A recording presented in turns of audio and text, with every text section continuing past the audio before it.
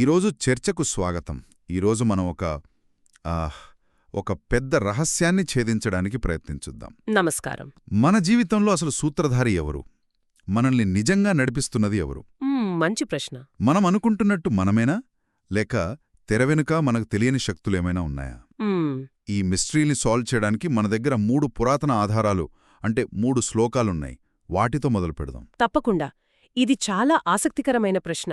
ఎందుకంటే నేను ఈ పని చేస్తున్నాను, ఇది నా నిర్ణయం అని మనం ప్రతిక్షణం అనుకుంటూ ఉంటాం. అవును, రోజు 100 సార్లు అనుకుంటాం. కానీ ఈ శ్లోకాలు మనం చాలా గట్టిగా నమ్మే ఈ ఆధారాన్నే ప్రశ్నిస్తాయి. మన చర్యల వెనుక ఉన్న అసలైన డైనమిక్స్ ఏమిటి? అంటే ప్రకృతి, దాని గుణాలు, అహంకారం, వీటి గురించా? సరిగ్గా.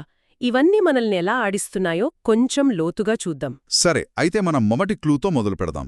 మొదటి శ్లోకం ఇలా ఉంది: ప్రకృతేః క్రియమాణాని గుణైః కర్మాణి సర్వశః. అహంకార విమూఢాత్మ కర్తాహమితి మన్యతే. దీనర్థమేంటంటే అన్ని పనులు ప్రకృతి యొక్క 3 గుణాల వల్లే జరుగుతాయి. అవును.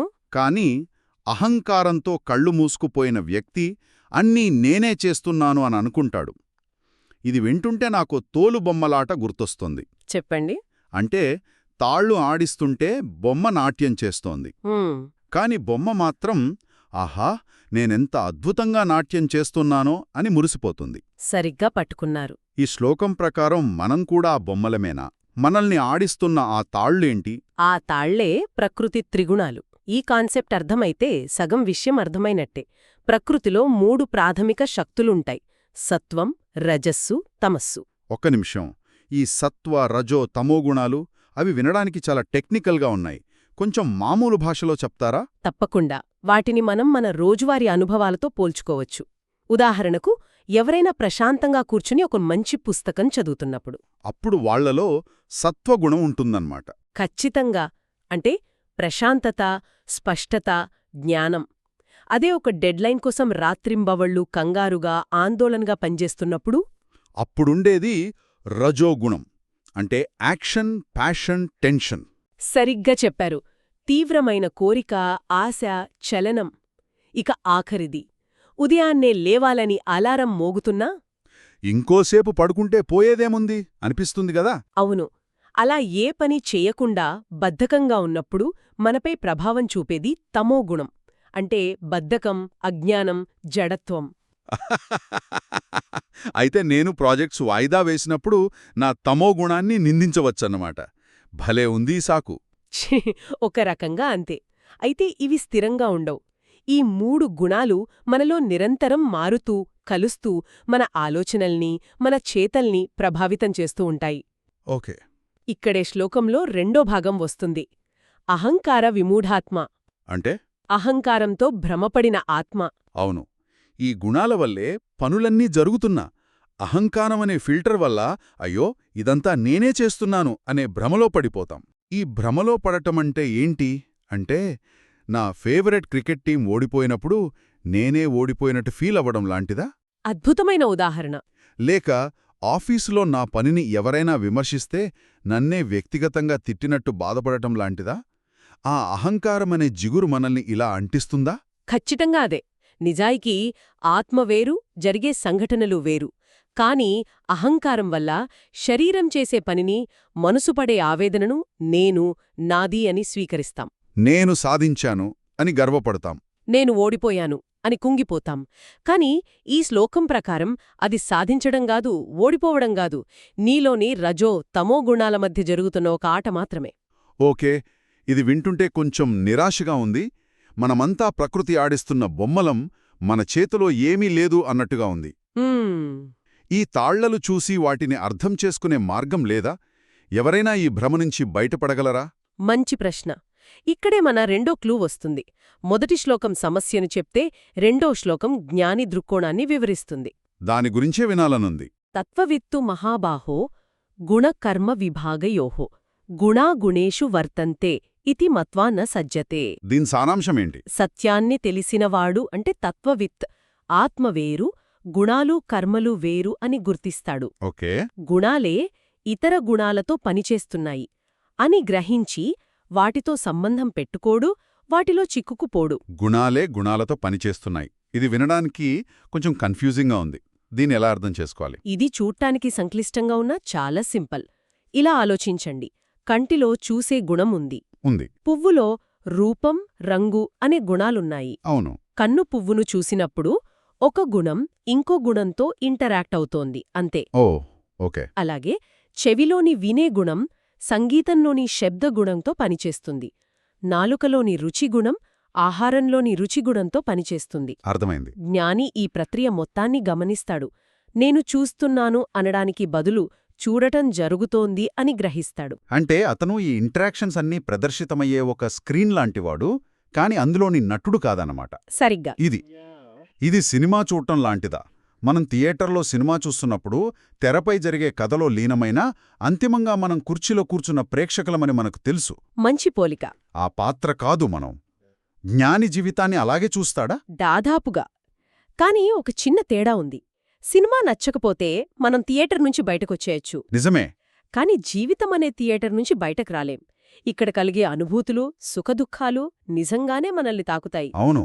అందుకే మీ పోలిక ఒక మంచి ప్రారంభం. కాని దానికొక మెట్టు పైన ఉంటుంది జ్ఞానిస్థితి.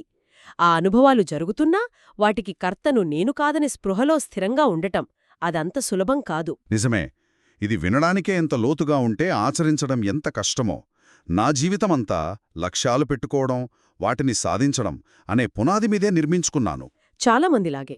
ఈ ఫిలాసఫీ వింటుంటే ఆ పునాదినే ఎవరో లాగేస్తున్నట్టు అనిపిస్తోంది. ఇంత శక్తివంతమైన భ్రమ నుండి ఒక సాధారణ వ్యక్తి ఎలా బయటపడగలడు? ఇక్కడే మన మూడో క్లూ వస్తోంది. మన మూడో శ్లోకంలో ఏవైనా సమాధానం దొరుకుతుందేమో. తప్పకుండా. మూడో శ్లోకం సమస్య ఎంత పెట్టదో చెప్పి దానికొక ఊహించని పరిష్కారం కూడా ఇస్తోంది. దైవీ హేష గుణమయీ మమ మాయా దురత్యాయ. మామేవ ఏ ప్రపద్యంతే మాయామేతాం తరంతితే. అవును. ఈ శ్లోకంలో 2 భాగాలున్నాయి. మొదటిది సవాలు. ఈ 3 గుణాలతో కూడిన నా దైవిక మాయను దాటడం చాలా కష్టం. దురత్యాయ. రెండోది పరిష్కారం. కాని ఎవరైతే నన్నే శరణు పొందుతారో వాళ్లు ఈ మాయను సులభంగా దాటేస్తారు. సరిగ్గా. ఇక్కడ మాయ అంటే కేవలం భ్రమ అనేనా, లేక ఇంకా ఏమైనా లోతైన అర్థముందా? చాలా ముఖ్యమైన ప్రశ్న. దాన్ని మన సొంత ప్రయత్నంతో, సంకల్పబలంతో ఎందుకు దాటలేం? మాయా అంటే కేవలం కళ్లగంత కాదు. అది ఈ వాస్తవికత యొక్క ఆపరేటింగ్ సిస్టమ్ లాంటిది. ఓ. మనమింతకుముందు మాట్లాడుకున్న సత్వ, రజో, తమో గుణాల కలయికతో ఏర్పడిన ఒక శక్తివంతమైన క్షేత్రం. మనం దేనితోనైతే ఈ మాయను జయించాలని ప్రయత్నిస్తాము. అంటే మన మనసు, బుద్ధి, అహంకారం. అవును. అవన్నీ కూడా ఈ మాయలో భాగమే. అది తన నీడను తానే దాటడానికి ప్రయత్నించడం లాంటిది. అసాధ్యం. ఖచ్చితంగా. అయితే పరిష్కారంగా చెప్పిన శరణాగతి అంటే చేతులెత్తేయడమేనా? నా వల్ల కాదు, ఇక అన్నీ నువ్వే చూసుకో అని వదిలేయడమా? అది నిస్సహాయతలా అనిపించడం లేదా? పైకి అలా కనిపించవచ్చు. కాని శరణాగతి అంటే నిస్సహాయత కాదు. అది ఒక లోతైన తెలివి. ఎలా? అన్నీ నా కంట్రోల్లో ఉన్నాయి, నేనే కర్తను అని అహంకారపు భారాన్ని కిందకు దించడం. ఓకే. ఈ మొత్తం వ్యవస్థ నాకంటే పెద్ద శక్తి చేతిలో ఉందని అంగీకరించడం. ఇది పోరాడి గెలవడం కాదు, లొంగిపోవడం ద్వారా దాటడం. ఉదాహరణకు ఒక ఉద్ధృతంగా ప్రవహించే నదిలో చిక్కుకుంటే ప్రవాహానికి ఎదురేదడానికి ప్రయత్నిస్తే శక్తిని కోల్పోయి మునిగిపోతారు. అవును, నిజమే. అదే ప్రవాహానికి శరీరాన్ని అప్పగించి అది తీసుకెళ్లే దిశకు అనుగుణంగా ఉంటే సులభంగా ఒడ్డుకు చేరగలరు. శరణాగతి కూడా అలాంటిదే. ఒక్క నిమిషం ఆగండి. ఇక్కడ నాకో సందేహం వస్తోంది. అడగండి. ఒకవేళ అన్ని ప్రకృతి గుణాలే చేస్తుంటే మనకు బాధ్యత అనేది ఉండదా? ఇది చాలామందికొచ్చే సందేహమే. ఉదాహరణకు ఒక నేరస్తుడు, నేను దొంగతనం చేయలేదు, నాలోని తమో రజోగుణాలే నాతో చేయించాయి అంటే సమాజం ఒప్పుకుంటుందా? అద్భుతమైన పాయింట్. ఈ ఆలోచన ప్రమాదకరంగా మారే అవకాశం లేదా? లేదు. ఎందుకంటే ఈ అవగాహన వ్యక్తిగత ఆధ్యాత్మిక ఎదుగుదలకు, మానసిక స్వేచ్ఛకు ఉద్దేశించింది, కానీ సామాజిక నియమాలను ఉల్లంఘించడానికి కాదు. అంటే చట్టమెప్పుడూ శరీరం, మనస్సు చేసిన పనికే శిక్ష వేస్తుంది. నేను కర్తను కాదు అనే జ్ఞానం లోపల ఉండాలి. ఓకే. నిజానికి ఆ జ్ఞానం వచ్చిన వ్యక్తి ఇంకా ఎక్కువ బాధ్యతతో ఉంటాడు. ఎందుకంటే అతని పనులు స్వార్థపూరితమైన అహంకారంతో నడపబడవు. అతని చర్యలు మరింత ధర్మబద్ధంగా ఉంటాయన్నమాట. అవును. లోక కళ్యాణం కోసం ఉంటాయి. అతను సమాజ నియమాలను ఉల్లంఘించడు, ఎందుకంటే ఆ అవసరం అతనికి ఉండదు. అర్థమైంది. అంటే ఇది బాహ్య ప్రపంచంలో మన బాధ్యతల నుండి తప్పించుకోవడానికి ఒక సాకు కాదు. కాదు. అంతర్గత ప్రపంచంలో అనవసరమైన భారాన్ని వదిలించుకోవడానికి ఒక సాధనం. ఖచ్చితంగా సరిగ్గా అదే. అయితే ఈ 3 శ్లోకాల ప్రయాణాన్ని ఒక్కసారి వెనక్కి తిరిగి చూస్తే మనం కేవలం ప్రకృతి ఆడిస్తున్న బొమ్మలం అనే సవాలుతో మొదలుపెట్టాం. అవును. జ్ఞానులు ఈ ఆటను ఎలా సాక్షిగా చూస్తారో తెలుసుకున్నాం. హ్మ్. చివరగా ఈ మాయా అనే పెద్ద సముద్రాన్ని ఎదురీది కాదు, శరణాగతి అనే పడవలో దాటాలని అర్థం చేసుకున్నాం. అవును. అంతిమంగా ఈ మొత్తం చర్చ మనల్ని ఒక విప్లవాత్మకమైన మార్పుకు ఆహ్వానిస్తుంది. నాటకంలో చిక్కుకున్న నటుడి పాత్ర నుండి ఆ నాటకాన్ని ప్రశాంతంగా చూస్తున్న ప్రేక్షకుడి పాత్రకు మారడం. సరిగ్గా. దీనివల్ల కలిగే అతిపెద్ద లాభం మానసిక స్వేచ్ఛ. నేటి ప్రపంచం మొత్తం పర్సనల్ బ్రాండింగ్, ప్రొడక్టివిటీ హ్యాక్స్, విజయాల వెంట పరుగెడుతోంది. నిజమే, నేనిది సాధించాను, నా వల్లే ఇది జరిగింది అని చెప్పుకోవడంపైనే మన విలువ ఆధారపడి ఉంది. అలాంటి ప్రపంచంలో ఈ ఆలోచన పూర్తిగా విరుద్ధమైనది. ఇదేం చెప్తోందంటే అల్టిమేట్ ప్రొడక్టివిటీ హ్యాక్ ఏంటంటే నేను ప్రొడక్టివ్గా ఉన్నాను అనే ఆలోచనను వదిలేయడమే. అంటే విజయం వచ్చినప్పుడు పొంగిపోకుండా, అపజయం వచ్చినప్పుడు కుంగిపోకుండా ఉండటం. ఆ మానసిక భారాన్ని పూర్తిగా వదిలేయడం. అలాంటప్పుడు మిగిలే ప్రశాంతతను ఒక్కసారి ఊహించండి. ఈ చర్చ వింటున్న వారికి ఆలోచించడానికి ఒక ప్రశ్న వదిలి వెళ్దాం. తప్పకుండా. రోజువారీ జీవితంలో నేను చేస్తున్నాను అనే భావన నుండి ఇది జరుగుతోంది అని గమనించే సాక్షిగా మారడానికి ఒక చిన్న సందర్భాన్ని ఎంచుకుంటే. అది ట్రాఫిక్ జామ్లో ఇరుక్కున్నప్పుడా? లేదా ఆఫీస్లో ఒక టెన్షన్ మీటింగ్లోనా?